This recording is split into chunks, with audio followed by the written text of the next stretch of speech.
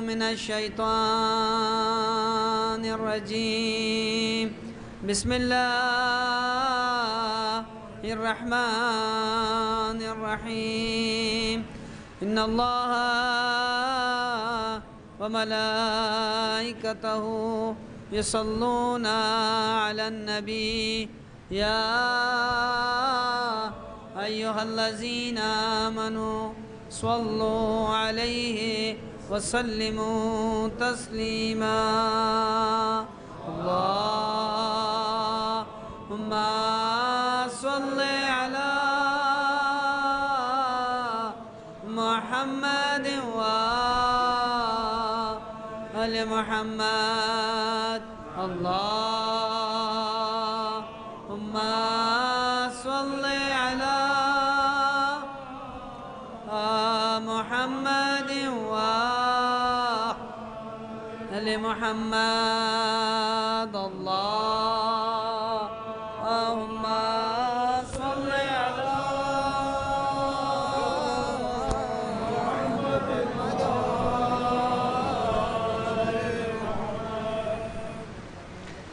ربي يطفي ما تكتلو سي مامو سرنجي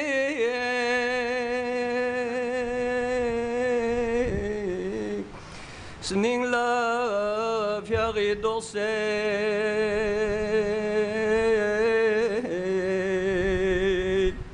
فونو نبجو سوسي شهيد 참새 제빙나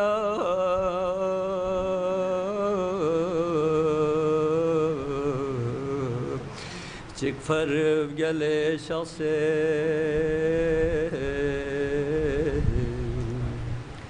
seni buksini şan podunulsa sena imame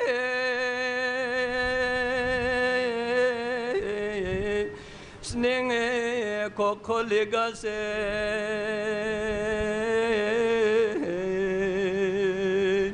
stong pochinga sahmazime ge konih lugat pa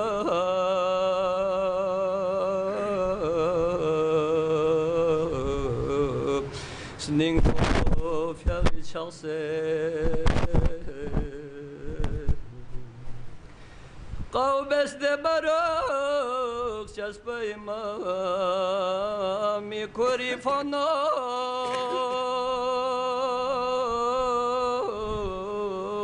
أباس علي لا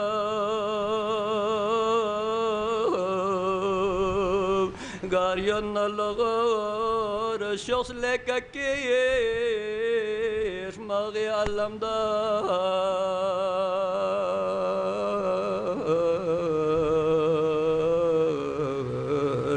Şumak poki dezdamse Yangwana şehis ket padiri Çağle kakistro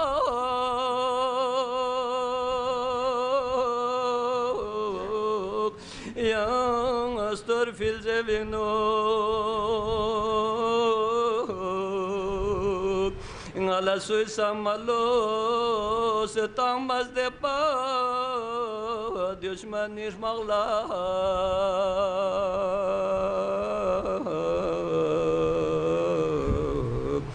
Sağır eşiği çamse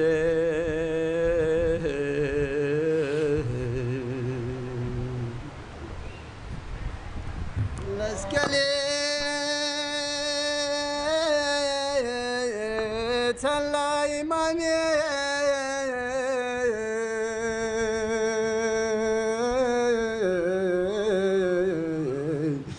ahli beytkun zamsana barbegwe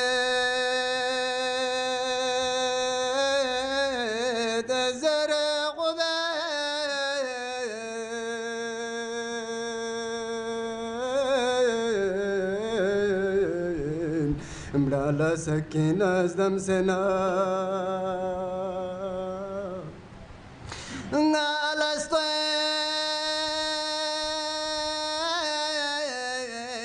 چد بیسه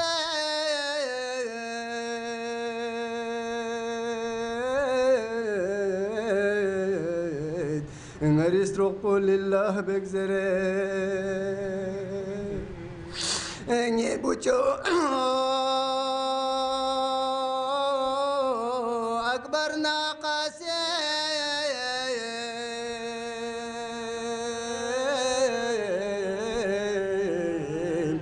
تاسه امت اقدم سنا تقبل يا زينب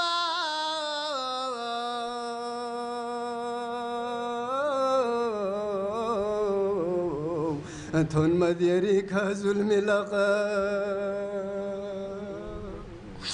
كربيو دا ظالم كوني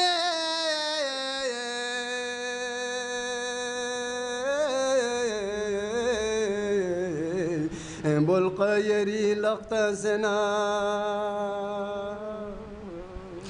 تيقبب يا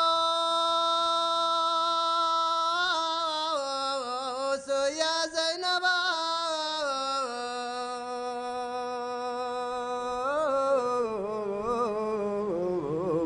شبه نبي ساني علي توما يا دميغلا يري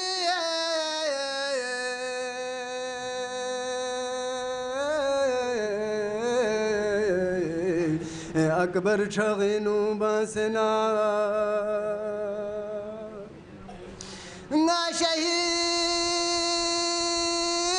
شهيد بيسبو متتبا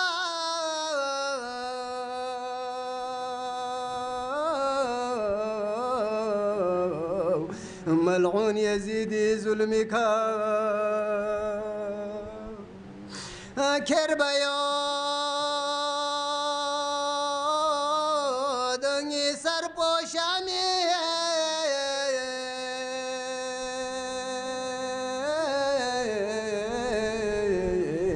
ارگو کربلا لفاسنا یانگوی ما لنگی تو چولا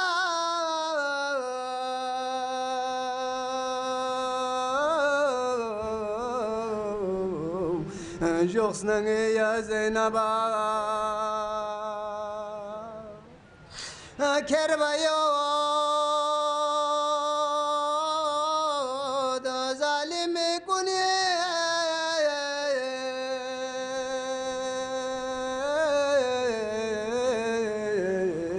اشتلز سکینات سنا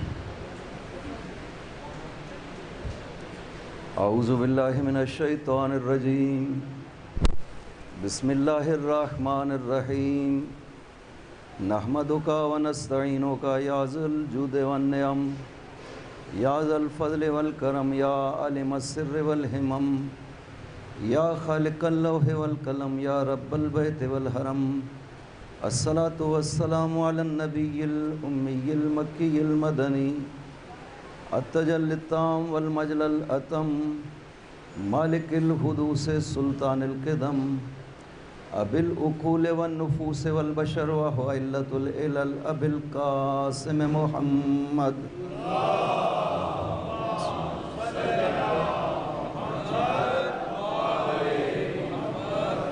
وعلى ابن عمه ووارث علمه وخليفته سید الاولیاء والوسیین امیر المؤمنین وعلى السیدۃ المعصومۃ الجلیلہ التي هي جوہرۃ القدس من الکنز الخفی بدت فابدت تالیات الاحرف ام ائمۃ الغر بل ام ابیها سیما بقیۃ اللہ الاعظم فی الارضین روح له الفدا وارواح العالمین ولعنۃ اللہ علی اعدائهم اجمعین اما بعد بسم اللہ الرحمن الرحیم الذین آمنوا ولم يلبسوا ایمانهم بظلم اولئک لهم الامن وهم مهتدون صلوات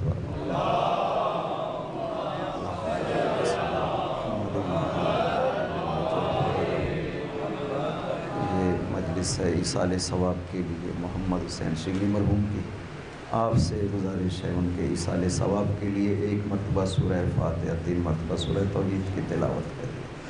بسم اللہ الرحمن الرحیم الحمدللہ رب العالمین الرحمن الرحیم مالک یوم الدین ایاک نعبد و ایاک نستعین اہدنا الصراط المستقیم صراط الذین انعمت علیہم غیر المغضوب علیہم ولا الضالین بسم اللہ الرحمن الرحیم قل هو اللہ احد اللہ الصمد لم یلد ولم یولد ولم یکن له کفوا احد بسم اللہ الرحمن الرحیم قل هو اللہ احد اللہ الصمد لم یلد ولم یولد ولم یکن له کفوا احد بسم اللہ الرحمن الرحیم قل هو اللہ احد اللہ الصمد لم یلد ولم یولد ولم یکن له کفوا احد اللہم بحق زہرا و ابیہا و بعلہا و بنیہا اغفر للمؤمنین والمؤمنات والمسلمین والمسلمات خصوصاً اغفر للمرحوم المغفور محمد حسین الشگری واحشرہ مع الائمۃ الابرار بفضلک و رحمتک یا ارحم الراحمین صلوات بر محمد اللہم صلی علی محمد وعلی محمد وعجل فرجہم۔ سورہ انعام کی 82 نمبر آیت ہے۔ خداوند عظیم ارشاد فرماتا ہے الذین آمنوا ولم یلبسوا ایمانہم بظلم، جو لوگ ایمان لے آئے اور انہوں نے اپنے ایمان میں ظلم کی آمیزش نہ کی، ان کے لیے 2 چیزیں خداوند کہتا ہے کہ ہم قرار دیتے ہیں اولئک لہم الامن، ایک تو امنیت ان کے لیے ہے اور دوسرا وہم مہتدون، صرف یہی لوگ ہیں جو ہدایت یافتہ ہیں۔ خداوند عظیم نے قرآن کریم میں انسان کی رہنمائی کی ہے، اس دنیا میں خدا نے بھیجا ہے، ساتھ یہ بتایا ہے کہ اس دنیا میں آپ ایسی زندگی بسر کریں جس پہ میں خدا راضی ہوں، میں خدا جیسے آپ کو دیکھنا چاہتا ہوں، آپ کوشش کریں اپنی زندگی اس طرح سے گزارنے کی، رضا خدا کو سامنے رکھیں اپنے ہر عمل میں۔ اور دنیا کی نعمتیں، خدا نے بہت سی نعمتیں انسان کو عطا کی ہیں۔ اگر کسی سے پوچھیں کہ سب سے بڑی انسان کے لیے نعمت کیا ہے، ممکن ہے کوئی کہہ دے مال ہے، کوئی کہے اولاد ہے، کوئی منصب کو بڑی نعمت شمار کرے، لیکن حقیقت یہ ہے کہ سب سے بڑی نعمت جو انسان کو خدا عطا کرتا ہے وہ امنیت ہے۔ اگر امنیت حاصل ہے تو ہر نعمت انسان کو نعمت محسوس ہوتی ہے۔ اگر معاشرہ ہی ناامن ہو، مال کا کوئی فائدہ نہیں، اولاد کا کوئی فائدہ نہیں ہے، جاہ کا منصب کا کوئی فائدہ نہیں۔ اگر معاشرہ ناامن ہو، انسان کے گھر میں امن نہ ہو، انسان کی زندگی میں سکون نہیں رہتا، تو سب سے بڑی نعمت جو خدا کسی کو عطا کرتا ہے وہ امنیت کی نعمت ہے۔ ایک سب سے بڑا مطلب جو ہم خدا سے چاہتے ہیں وہ امنیت ہے، اور دوسری سب سے بڑی چیز جو ہم خدا سے چاہتے ہیں وہ ہدایت ہے۔ چونکہ ہدایت ہے تو سب کچھ ہے، اور اگر ہدایت نہیں ہے تو کسی چیز کا انسان کو کوئی فائدہ نہیں ہے۔ خدا نے بھی قرآن کریم میں ہدایت ہی کی خاطر کتاب بھیجی، قرآن بھیجا، کہا ہدایت کے لیے۔ انبیاء بھیجے کہا ہدایت کے لیے، ائمہ کو بھیجا کہا آپ کی ہدایت کے لیے، ہم آپ کی ہدایت چاہتے ہیں۔ ہمیں بھی حکم یہی دیا ہے کہ آپ اس سے اپنی نمازوں میں جو سب سے بڑا سوال کرتے ہیں وہ ہدایت کا سوال کریے۔ سورہ حمد خدا واجب کرتا ہے سورہ حمد کو قرآن کریم، باقی کوئی بھی سورہ واجب نہیں ہے۔ صلوات پڑھیے محمد و آل محمد، اللہم صلی علی محمد و آل محمد وعجل فرج۔ قرآن میں جو سورہ نازل ہوئے ہیں کوئی سورہ بھی نماز میں خدا نے واجب نہیں کیا، حتیٰ سورہ توحید۔ سورہ توحید خدا کا شناس نامہ ہے جو خدا نے خود نازل کیا ہے۔ مشرکین آتے ہیں پیغمبر کے پاس کہ ہم اگر خدا کو ماننا چاہیں تو خدا کو کیسے مانیں؟ پاک پیغمبر منتظر رہے کہ میں نہیں بتاتا ہوں کہ خدا کیسا ہے، خدا خود بتائے کہ وہ کیسا ہے۔ لہٰذا سورہ توحید کو خداوند عظیم نے نازل کیا۔ میرے نبی ان سے کہہ دیجئے میں کیسا ہوں، قل هو اللہ احد، آپ ان سے کہنا کہ خدا جز نہیں رکھتا ہے، اللہ الصمد، وہ کسی کا محتاج نہیں ہے، ہر ایک اس کا محتاج ہے، لم یلد ولم یولد، یہ خصوصیت صرف خدا میں ہے کہ کوئی اس سے پیدا نہیں ہوا، وہ کسی سے پیدا نہیں ہوا ہے۔ باقی خدا کے علاوہ اس کائنات میں جو بھی آیا ہے یا ماں باپ دونوں ہیں یا دونوں میں سے کوئی ایک ہے یا اس کی اولاد ہے۔ آدم کے ماں باپ نہیں تھے لیکن اولاد تھے، عیسیٰ کی باپ نہیں تھا لیکن ماں تھی، آگے اولاد کوئی نہیں عیسیٰ کی، ماں تو موجود تھی۔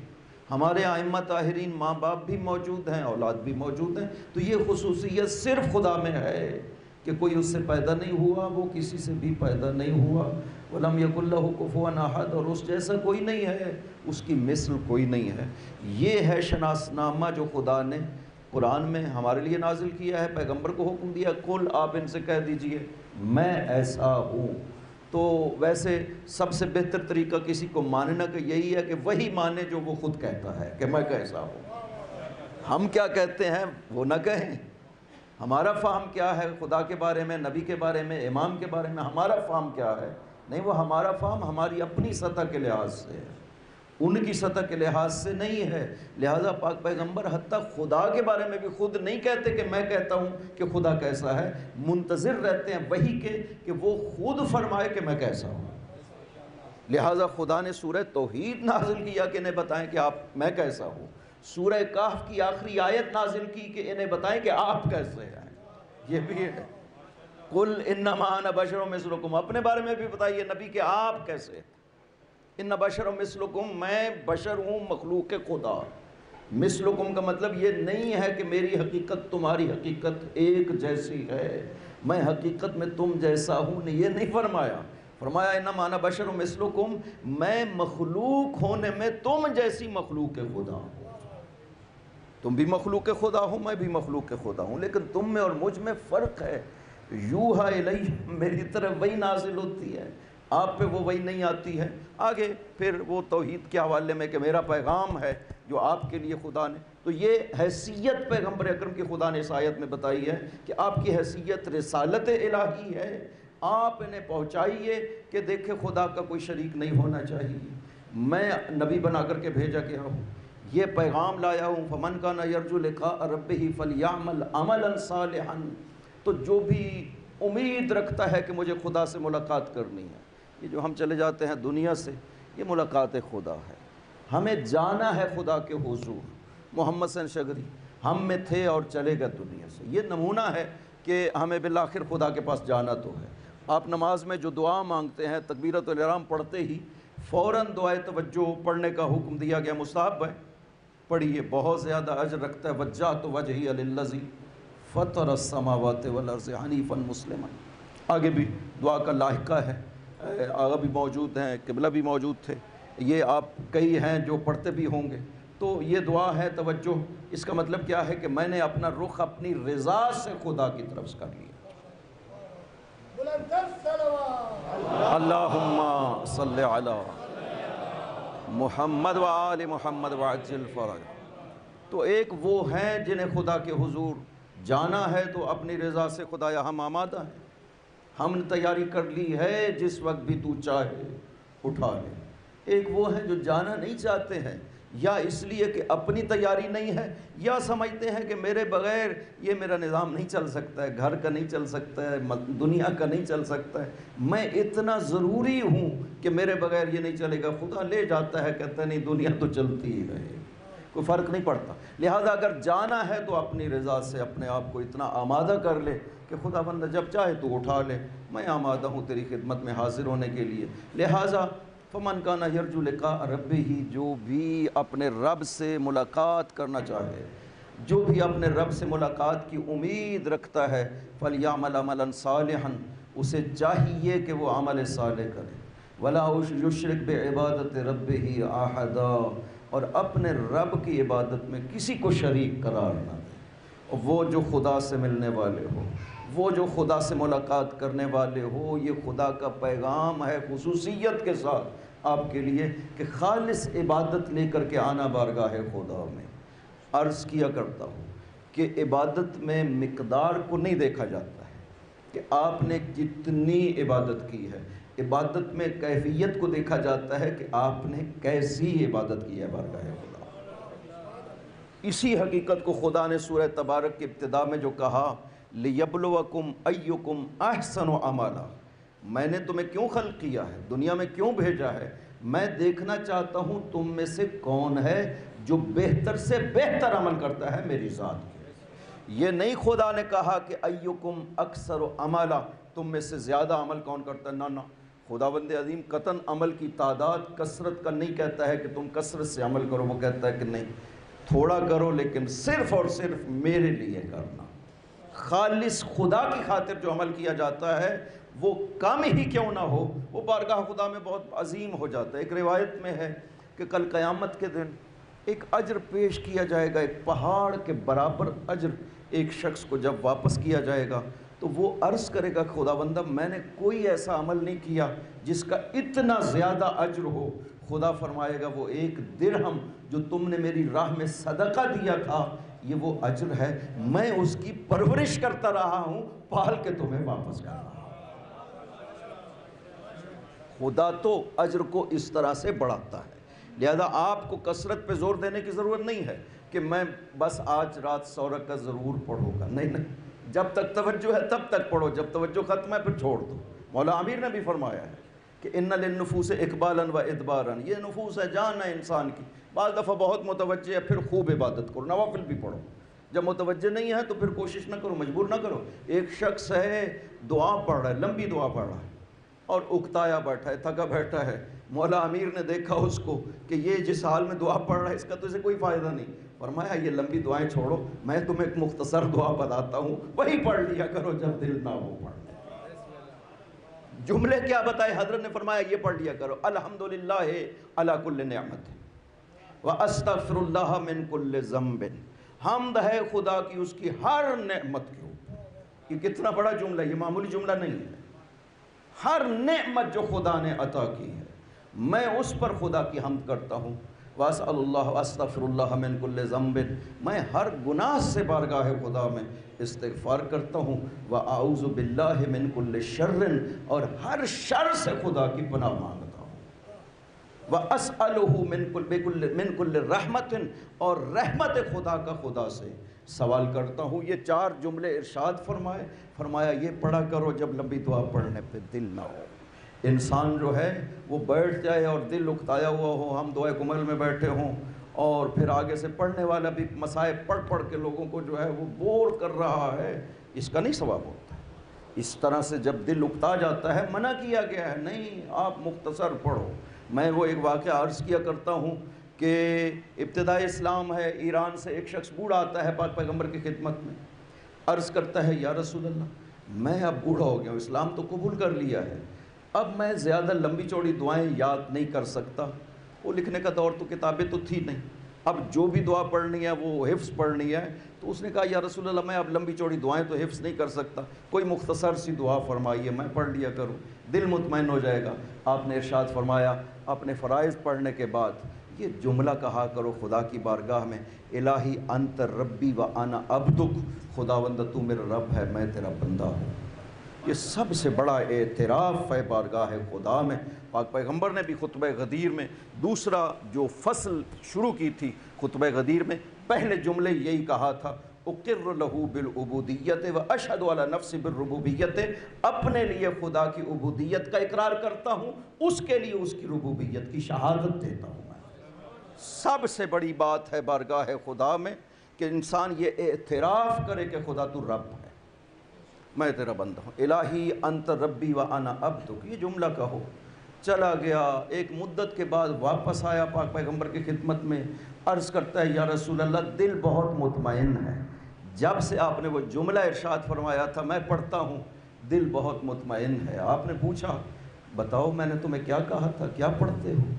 اس نے کہا آپ نے فرمایا تھا الہی انت عبدی و انا ربک۔ پاک پیغمبر نے کہا استغفر اللہ من ذالک، میں نے کب تمہیں یہ کہا تھا، یہ تو شرک ہے، یہ کفر ہے جو تم کہتے رہو الہی انت عبدی، خدایا تو میرا بندہ ہے، و انا ربک، میں تیرا رب۔ فارسی تو آتی نہیں تھی، عربی تو آتی نہیں تھی، فارسی زبان تھا، بوڑھا تھا، وہ بیچارہ اس طرح پڑھتا رہا۔ پاک پیغمبر نے جب کہا نا کہ یہ کفر ہے جو تم پڑھتے رہے ہو، یہ کفر، رو پڑا، بہت شدت سے رویا۔ یا رسول اللہ میں اتنی مدت تک کے لیے کفر کرتا رہا، اتنا رویا کہ زمین پر گر گئے۔ جبرائیل نازل ہوئے، کہا یا رسول اللہ خدا فرما رہا ہے میرے بندے کو پریشان نہ کرے، میں اس کی زبان کو نہیں دیکھ رہا تھا، میں اس کے دل کو دیکھ رہا تھا، میرے لیے مخلص اللہم صلی علی محمد و آل محمد و علیہ۔ خدا ان اللہ لا ینظر الی صورکم ولکن ینظر الی قلوبکم، خدا کسی کی شکل کو نہیں دیکھتا۔ یہ میری بارگاہ میں جو بیٹھا ہے یہ خوبصورت ہے، بدصورت ہے، سیاہ ہے، سفید ہے، عربی ہے، عجمی، کوئی فرق نہیں کرتا۔ خدا کی بارگاہ میں حاضر ہونے والا اس کا بندہ، اس کا مخلص ہونا چاہیے، وہ چاہے فارس ہے، وہ سلمان ہی کیوں نہ ہو۔ پیغمبر فرماتے ہیں السلمان منا اہل البیت، اسے فارسی نہ کہو، سلمان محمد ہی کہا کرو۔ جب مخلص خدا کے لیے ہو گئے تو عظمت اتنی بڑھتی ہے کہ وہ جو پاس بیٹھنے والے ہیں ان سے بڑھ جاتے ہیں، کہ پیغمبر کہتے تھے، کیونکہ فارسی جب کہا جاتا تھا مقصد ہوتا تھا حضرت سلمان سے نفرت کا اظہار کرنا، فارسی کہتے تھے چونکہ فارس والے مشرک تھے، تو پاک پیغمبر نے منع فرمایا سلمان فارسی مت کہا کرو، سلمان محمد ہی کہا کرو، یہ ہم میں سے ہے، اس کا تعلق ہماری ذات سے ہے۔ لہٰذا خدا بند عظیم انسان کے دل کو دیکھتا ہے، عمل کی کثرت پہ کبھی خدا بند عظیم نے کسی کو انعام نہیں دیا ہے، عمل کے اخلاص پہ انعام دیا جاتا ہے۔ قدر و قیمت بھی پڑتی ہے عمل کی تو اخلاص پہ پڑتی ہے۔ اب تھی تو وہ ایک ہی ضربت جو علی نے ماری تھی عمرو بن عبد ود کو، لیکن پیغمبر نے کیا فرمایا تھا، لَضَرْبَةُ عَلِيٍّ يَوْمَ الْخَنْدَقِ أَفْضَلُ مِنْ عِبَادَةِ الثَّقَلَيْنِ، یہ علی کی ایک ضربت ثقلین کی تمام عبادتوں سے افضل ہے۔ کس خاطر؟ اخلاص، انتہا کا اخلاص۔ جب مولا علی سے پوچھا گیا نا بات کہ پیغمبر سے کہا گیا یا رسول اللہ کیوں علی نے چھوڑ دیا عمرو بن عبد ود کو، جب گرا لیا تھا پھر چھوڑ دیا، پھر دوبارہ مارا، قتل کیا، کہا فرمایا کہ جب علی آئے تو تم علی سے پوچھنا کہ وجہ کیا تھی۔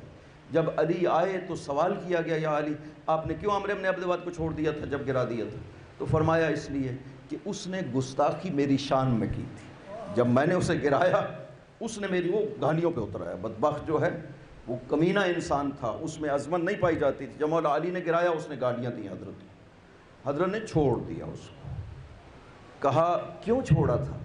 فرمایا اس لیے کہ مجھے اس پہ غصہ آ گیا تھا میری اپنی ذات کے لحاظ سے، علی نہیں چاہتا کہ اپنی ذات کے لیے کسی کافر کو بھی قتل کرے۔ یا علی یا اللہم صلی علی محمد و آل محمد و عجل فرج۔ لہذا میں نے اسے تب مارا جب میرا غصہ ختم ہو گیا، صرف اور صرف خدا کے لیے مارا۔ اس اخلاص کی بیس پر پیغمبر نے فرمایا کہ علی آپ کی یہ ایک ضربت ثقلین کی تمام عبادتوں سے افضل ہو گئی۔ وزن نہیں دیکھا گیا کہ کتنا وزن تھا، کتنا وقت لگا اس عمل کو انجام دینے میں۔ عمل ایک لحظے کا ہو سکتا ہے لیکن بڑی بڑی عبادتوں پہ بھاری پڑ سکتا ہے اگر صرف اور صرف خالص خدا کے لیے انجام دیا جائے۔ ہم خدا کی نعمتوں کو دیکھتے ہیں کہ بارے الہ تو نے کتنی نعمتیں دی، ہر نعمت کا شکر ادا کرنا چاہیں تو تو نہیں کر سکتے ہیں. خدا نے اتنی زیادہ نعمتیں دی. یہ جسم ہے, 14,000 نعمتیں اس جسم کے اندر خدا نے عطا کی. پھر کہتے ہیں خلق لکم ما فی السماوات و ما فی الارض. یہ جو زمین و آسمان میں جو کچھ ہے یہ سب آپ کے لیے میں نے خلق کیا. یعنی ان نعمتوں کے علاوہ جو جسم میں عطا کی ہے, وہ کہتا ہے یہ پوری کائنات میں نے آپ کے لیے خلق کی ہے. آپ کو کس لیے خلق کیا ہے؟ اپنے لیے خلق کیا ہے کہ تم میری عبادت کرو. خلقت الاشیاء, حدیث قدسی کے یہ لفظ ہیں, خلقت الاشیاء لاجلک و خلقتک لاجلی. میں نے سب کچھ تیرے لیے خلق کیا اور تجھے میں نے اپنے لیے خلق کیا. میں چاہتا ہوں کہ میری عبادت کرو جو میرے شایان شان ہو. عبادت میں ذرہ برابر آپ کا کوئی مقصد شامل نہیں ہونا چاہیے. میں یہ عبادت کروں کہ مجھے رزق ملے گا, میں یہ عبادت کروں کہ لوگ کہیں کہ کتنا اچھا عبادت گزار ہے, میں یہ عبادت کروں کہ لوگ کہیں اس کے مخرج کتنے اچھے ہیں. خدا کہتا ہے کہ جب ایسی نیت شامل ہوگی نا, میں وہ ساری کی ساری عبادتوں کو رد کر دیا کرتا ہوں, قبول نہیں کرتا ہوں. آپ صرف اور صرف میرے لیے جب کھڑے ہوتے ہو تو صرف میرے لیے, کچھ اور مقصد نہیں ہونا چاہیے. قربتاً اللہ کا مطلب ہی یہی ہے. جب ہم اس کی بارگاہ میں, تو میں عرض کر رہا تھا کہ خداوند عظیم نے ہدایت کے لیے سب کچھ اس کائنات میں بھیجا ہے. ہماری ہدایت کے لیے سورہ حمد ہم پہ واجب قرار دیا. سورہ توحید جو اس کا شناس نامہ ہے اسے واجب نہیں کرتا ہے قرآن کریم میں, حالانکہ کرتا تو جگہ بنتی تھی چونکہ خدا کی پہچان ہے کہ سورہ توحید ہر وقت پڑھو تاکہ خدا کی پہچان سامنے رہے. واجب نہیں قرار دیا سورہ توحید کو, لیکن سورہ حمد کو نمازوں میں واجب قرار دیا. وجہ کیا ہے اس میں؟ چونکہ ہماری ہدایت کا بندوبست. سورہ حمد میں کہاں الحمد شروع کیا, بسم اللہ الرحمن الرحیم, الحمدللہ رب العالمین. خدا کی بزرگی کو بیان کیا, ربوبیت کو بیان کیا, اس کی خالقیت کو, رحمانیت, رحیمیت, سب اعترافات بارگاہ خدا میں کرنے کے بعد ایاک نعبد و ایاک نستعین. خدایا صرف تیرے لیے عبادت ہے, صرف تجھ سے مانگتے ہیں. ربوبیت میں بھی مخلص, استعانت میں بھی مخلص بار الہ. یہ سارے اعتراف کر کے ایک دعا کرتے ہیں, اہدنا الصراط المستقیم. بار الہ اس ماننے والے کو صراط مستقیم کی ہدایت عطا فرما.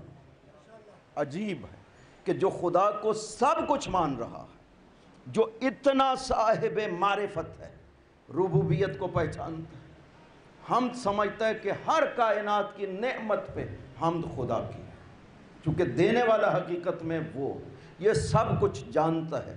رحمانیت کا واسطہ دیتا ہے, رحیمیت کا بیان کرتا ہے, عبودیت کا کہتا ہے, مالک یوم الدین, تو حساب لینے والا قیامت کے میں جانتا ہوں. یہ سب جو اتنی معرفت خدا رکھتا ہے, اب خدا سے کہتا ہے اہدنا الصراط المستقیم. بار الہ صراط مستقیم کی ہدایت فرما. وجہ کیا ہے کہ سب کچھ جاننے کے باوجود, اتنی معرفت خدا ہونے کے باوجود, خدا بتانا چاہتا ہے کہ صراط مستقیم کی ایک خاص پہچان ہے, ایک خاص ہستیوں کا یہ راستہ ہے. جب تک تمہارا تعلق ان ہستیوں سے نہیں ہوگا, نہ عبادت قبول ہے نہ توحید قبول ہے بارگاہ خدا. اللہم صلی علی محمد و آل محمد وعجل فرج. جتنی عبادت مرضی ہے کر لی, اس سے بڑی کیا عبادت ہو سکتی ہے جتنی معرفت سورہ حمد میں خدا کی بارگاہ میں عرض کر. خدایا میں تمہیں سب کچھ مانتا ہوں. کہا کہ جب تک صراط مستقیم نہیں ہوگا یہ کچھ بھی نہیں ہے. صراط مستقیم کیا ہے اس کی پہچان یہ نہیں بتائی. بہت سے سوروں میں کہا کہ میرا راستہ وَأَنِ اعْبُدُونِي هَذَا الصِّرَاطُ مُسْتَقِيمٌ, میری عبادت کرو. یہ صراط مستقیم, یہ پہچان نہیں ہے صراط مستقیم کی, یہ خصوصیت ہے صراط مستقیم کی. عبادت خدا جو صراط مستقیم پہ ہے وہ عبادت خدا کرتا ہے. اسی طرح کہا کہ صراط علیہ مستقیم, وہ راستہ جو سیدھا مجھ تک پہنچاتا ہے. کہاں ہے کہ میرا راستہ ہے, لیکن اس کے راستے کی ہمیں کیا پہچان ہو سکتی. ہمیشہ قانون یہ ہے کہ کوئی چیز آپ پہچاننا چاہتے ہیں کہ جس میں شک و شبہ باقی نہ رہے, اس کے لیے مثال کی ضرورت ہوتی ہے. بغیر مثال کے شک و شبہ ہمیشہ باقی رہتا ہے. میں کہا کرتا ہوں کہ حق و باطل ہے نا, سب سے بڑی جو ضرورت ہے وہ ہے حق پہ چلنا اور باطل سے دور رہنا. خصوصیت پہ ذکر کی گئی کہ یہ حق کی خصوصیت ہے، یہ باطل کی خصوصیت۔ قرآن میں متعدد جگہوں پہ قل جاء الحق وزهق الباطل ان الباطل کان زہوقا، باطل کی یہ خصوصیت ہے کہ وہ باقی نہیں رہتا، بھاگ جاتا۔ حق یہ ہے کہ وہ پابرجا ہے، باقی رہتا ہے، یہ حق و باطل کی خصوصیت۔ لیکن اس سے مجھے پہچان تو نہ ہوئی حق کیا ہے باطل کیا ہے۔ جو بھی باطل والے آتے ہیں نا، وہ کبھی باطل بن کے نہیں آتے کہ ہم باطل ہیں، وہ حق کا نام لے کر کے آتے ہیں۔ اور تو اور بدترین شخص اس کائنات کا فرعون تھا۔ فرعون کہتا ہے کہ میں ڈرتا ہوں یہ موسیٰ تمہارے دین کو خراب کر رہا ہے، میں تمہیں ہدایت کرنا چاہتا ہوں۔ عجیب، وہ بھی ہادی بن کر کے دھوکہ دے رہا ہے لوگوں کو۔ موسیٰ کو نعوذ باللہ کہہ رہا ہے یہ تمہارے دین کو خراب کر رہا ہے، میں تمہارے دین کو بچانا چاہتا ہوں۔ اس کے لیے کہتا ہے انا ربکم الاعلی، مجھے رب مان۔ یعنی اتنا واضح باطل ہو کر کے بھی سمجھتا ہے کہ وہ نہیں مانیں گے جب تک میں حق کا لبادہ نہ اوڑھ لوں۔ لہذا ہر باطل جب آتا ہے تو وہ باطل کی شکل میں نہیں آتا، کوئی نہیں مانتا اس طرح، وہ حق کا نام لیتا ہے۔ امام باطل آتا ہے تو اپنے آپ کو امام حق بنا کر پیش کرتا ہے، ولی باطل آتا ہے تو وہ ولی حق بنا کر پیش کرتا ہے، تب لوگ اسے مان سکتے ہیں۔ تو خدایا کوئی ایسی پہچان بتا دینا کہ کبھی حق و باطل میں شبہ نہ ہو سکے۔ اس لیے پیغمبر نے کہا تھا علی ما الحق والحق ما علی یدور معہ حیث ما دار، حق علی کے ساتھ ہے، علی حق کے ساتھ ہے، حق ادھر ہوتا ہے جدھر علی ہوتے ہیں۔ یا علی یا علی، اب کوئی شبہ نہیں۔ یہ نہیں کہا کہ علی تابع حق ہے، یہ اگر کہہ دیتے تو پھر کبھی پتہ نہ چل سکتا۔ فرمایا نہیں، حق تابع علی ہے، حق کی پہچان ہی یہی ہے کہ جدھر علی ہوں حق ادھر ہوگا، باطل ہے جو مخالف علی ہوگا۔ اب کوئی شک و شبہ قیامت تک کے لیے کر ہی نہیں سکتا۔ فخر رازی نے بڑا خوبصورت فیصلہ فرمایا اسی حدیث کے تحت، تفسیر کبیر کی جلد اول میں بسم اللہ الرحمن الرحیم کی تفسیر میں مختلف مسائل کو بیان کرتے ہوئے ایک مسئلہ یہ پیش کیا کہ نماز میں بسم اللہ کو بلند پڑھنا چاہیے یا آہستہ پڑھنا چاہیے۔ کہا فخر رازی نے کہ مولا علی اپنی نمازوں میں بسم اللہ کو بلند پڑھا کرتے تھے، اور جو اخفاتی نمازیں ہیں بسم اللہ الرحمن الرحیم بلند پڑھی جاتی ہے، ظہر و عصر پہلی 2 رکعت میں بسم اللہ بلند پڑھی جاتی ہے، تیسری چوتھی رکعت میں الحمد نہیں پڑھتے ہیں، تسبیحات اربع پڑھتے ہیں، اس میں بسم اللہ ہے ہی نہیں۔ تو پہلی 2 رکعت میں نماز میں بسم اللہ کو بلند پڑھا جاتا ہے۔ فخر رازی کہتے ہیں جب بنو امیہ حکومت پہ آئے انہوں نے حکم دیا کہ بسم اللہ کو آہستہ پڑھا جائے۔ کیوں؟ اس لیے کہ وہ علی کے آثار کو مٹانا چاہتے تھے کہ جو کام بھی علی کرتا ہے وہ نہ کیا جائے۔ لہذا علی چونکہ نمازوں میں بسم اللہ بلند پڑھا کرتے تھے، انہوں نے کہا کہ نمازوں میں تم بسم اللہ کو آہستہ پڑھو علی کے آثار کو مٹانے کی خاطر۔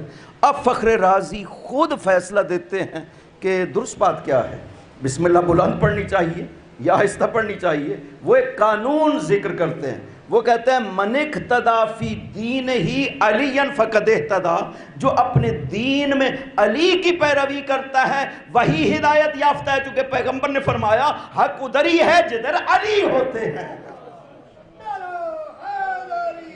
یا علی یا علی، اللہم صلی علی محمد و آل محمد وعجل فرجہم۔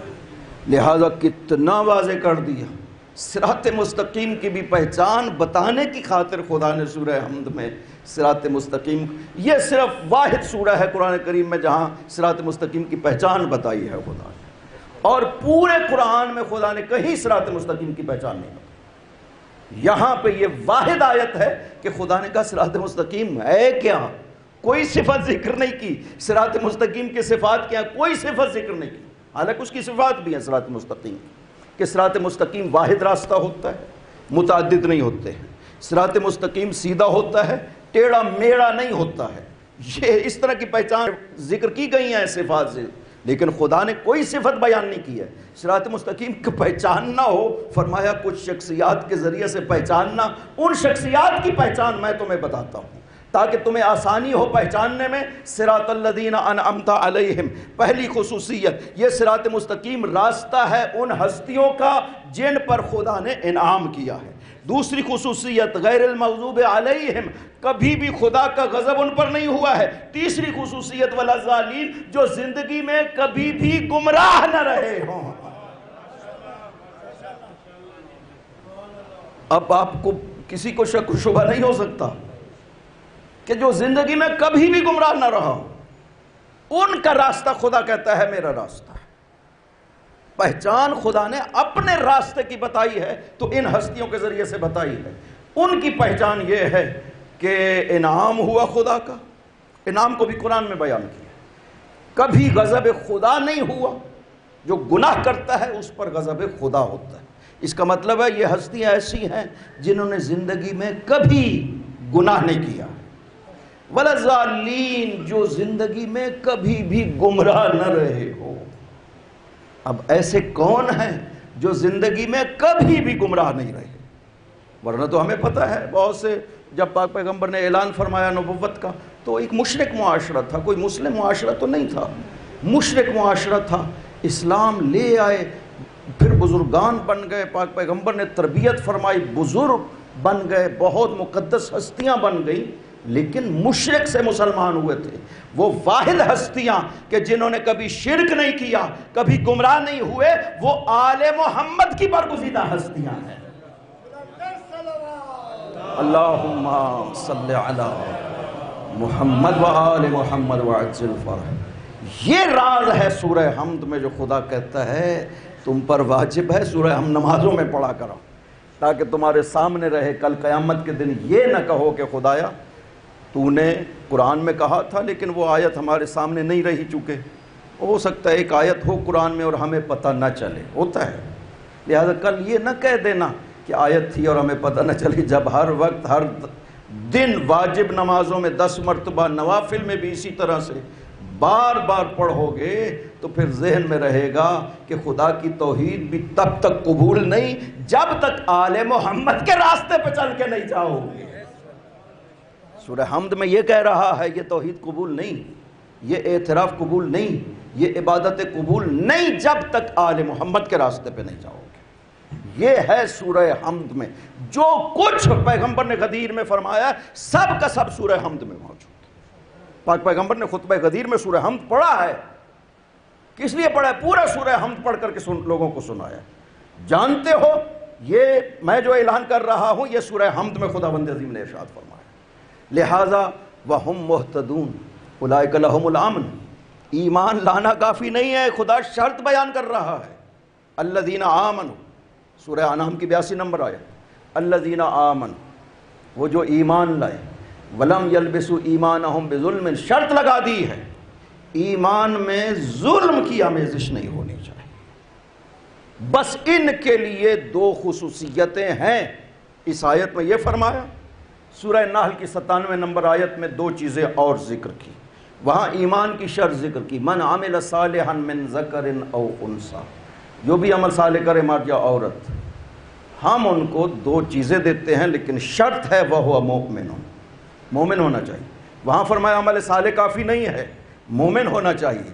یہاں فرمایا تنہا ایمان کافی نہیں ہے، ایمان میں ظلم کی آمیزش بھی نہیں ہونی چاہیے، ایمان خالص ہونا چاہیے۔ ظلم کی تعریف کیا ہے؟ وضع الشیء فی غیر محلہ، جو کسی چیز کی جگہ نہیں ہے نا اس کو وہاں پر رکھنا، اسے ظلم کہتے ہیں۔ اور جسے خدا نے ولی بنایا نہیں ہے اسے ولی مانو گے تو ایمان میں ظلم کی آمیزش ہو جائے گی، کیونکہ خدا قرآن میں کہتا ہے کہ ہدایت ہو ہی نہیں سکتی جب تک وہ ولی نہ مانو جو خدا نے بنایا، ہدایت نہیں ہو سکتی۔ سورہ فاتر میں ارشاد فرماتا ہے، یہ غور سے سنیں، یہ آیتیں ہیں جن میں خداوند عظیم نے حق کو کھول کر کے بیان کیا۔ فریقاً ہدا و فریقاً حق علیہم الضلالہ، خدا نے ایک گروہ کی ہدایت کی، ایک گروہ کی ضلالت اور گمراہی پکی ہو گئی۔ وجہ کیا ہے؟ خداوند بلا وجہ تو نہیں کہ ایک گروہ کو ہدایت کر دی، ایک گروہ پکا گمراہ ہو گیا، کوئی بلا وجہ نہیں، وجہ ہے، وجہ ذکر کی۔ وہ جو گمراہ ہو گئے پکے گمراہ کبھی گمراہی سے نہیں نکل سکتے۔ وجہ کیا ہے؟ انہم اتخذوا الشیاطین اولیاءہم، انہوں نے شیطانوں کو اپنا ولی مان لیا ہے۔ اس کا مطلب ہے گمراہی میں پڑھنے کی وجہ صرف یہ ہے جب انسان شیطانوں کو اپنا ولی مانتا ہے گمراہ ہو جاتا ہے۔ یا علی یا علی، اسے ولی مانو جسے خدا نے کہا۔ اپنے آپ کو نہ بناؤ کہ ہم ولی بنائیں گے جسے اپنی مرضی ہوگی۔ خدا کہتا ہے میری مرضی کا مانو، یہی ہدایت ہے۔ اولئک لہم الامن، امنیت بھی صرف ان کے لیے اور ہدایت بھی صرف ان کے لیے جنہوں نے اپنے ایمان میں ظلم کی آمیزش نہ کی۔ یہ سمجھنا ضرورت ہے، یہ قرآن کریم میں تدبر کی دعوت اس لیے دی گئی ہے۔ قرآن کو ہادی کہا، ہادی کافی نہیں ہے لیکن ہادی ہے قرآن، اس راستے کی ہدایت کرتا ہے جو خدا نے ہمارے لیے قرار دیا ہے۔ لہذا قرآن میں یہ ہدایت صاف موجود ہے کہ صرف اور صرف عبادت قبول، توحید قبول، رسالت قبول، یہ تب ہی ہو سکتا ہے کہ دین آپ اس ولی سے لیں جسے خدا نے ولی بنایا۔ اگر دین آپ اس سے نہیں لیں گے تو کچھ بھی بارگاہ خدا۔ آپ دیکھیں نا، بغیر وضو اگر آپ نماز پڑھ لیں تو باقی پڑھی نماز تو سب کچھ وہی ہے، رکوع، سجود، سورت، سب ذکر خدا سب کیا ہے، لیکن یہ نماز ذرہ برابر بھی فائدہ نہیں رکھتی۔ ہر مسلمان کہتا ہے کہ بغیر وضو کے نماز پڑھیں گے تو یہ ذرہ برابر بھی فائدہ نہیں رکھتی، جتنے خلوص سے مرضی ہے پڑھ لیں۔ کیوں؟ وہ شرط ہی پوری نہیں کی جو خدا نے کہا تھا۔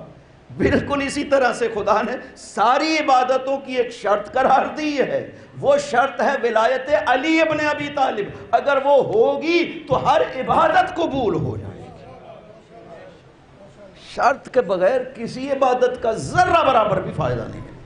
لہذا فرمایا وَلَمْ يَلْبِسُوا إِيمَانَهُمْ بِظُلْمٍ، انہوں نے اپنے ایمان میں ذرہ برابر بھی ظلم کی آمیزش نہ کی ہو۔ ماہ محرم آ رہا ہے،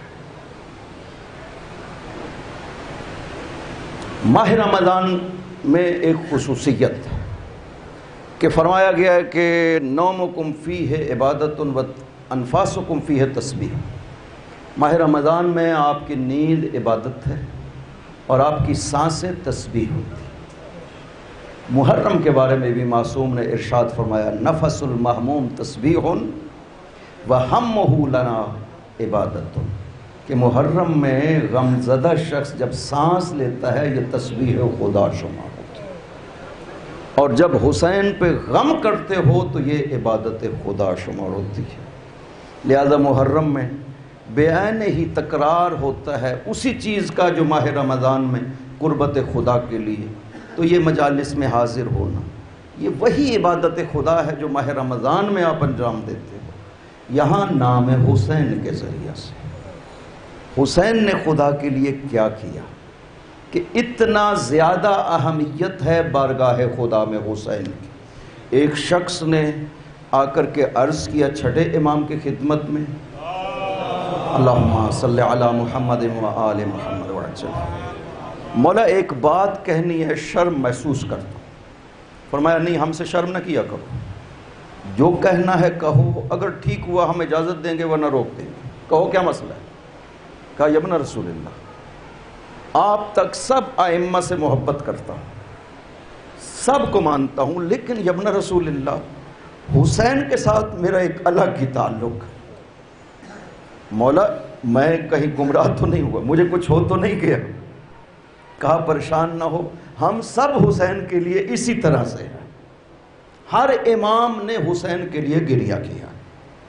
8ویں امام ریان ابن شبیب کو فرماتے ہیں یبن شبیب ان کنت باقیاً فبکے للحسین، شبیب کے بیٹے اگر رونا ہے نا تو حسین کے لیے رو۔ انہو ذبح کما یذبح الکبش، حسین اس طرح ذبح ہوئے جیسے گوسفند کو ذبح کیا جاتا ہے۔ جانتے ہو گوسفند کو کیسے ذبح کیا جاتا ہے؟ جب کسی انسان کو قتل کیا جا رہا ہو نا تو لوگ پوچھتے ضرور ہے کہ کیوں مار رہے ہو۔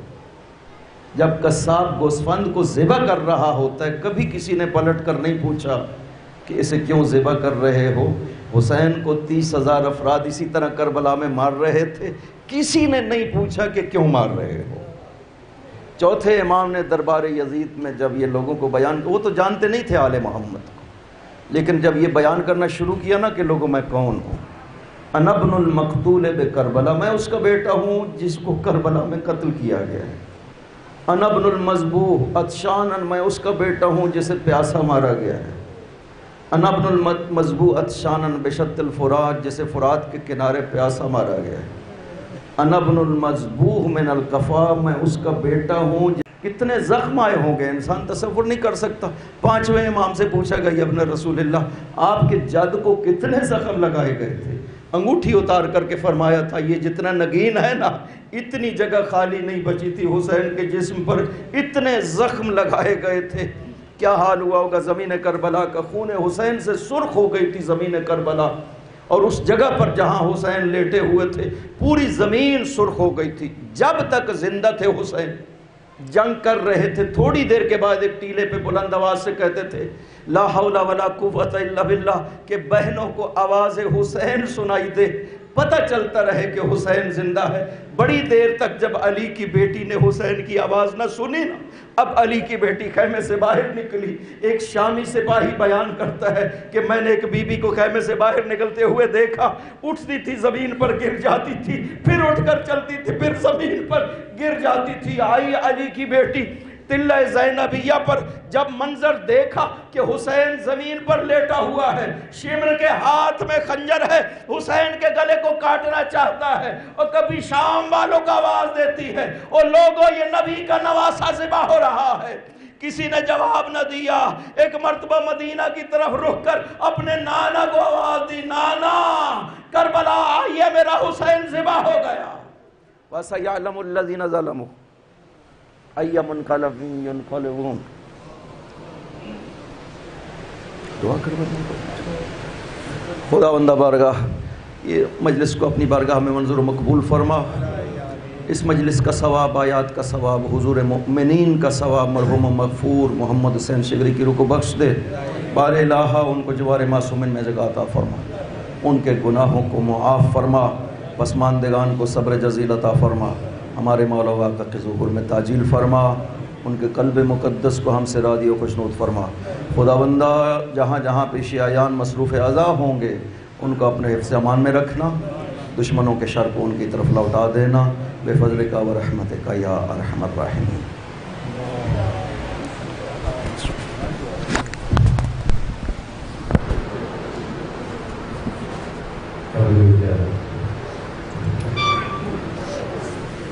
السلام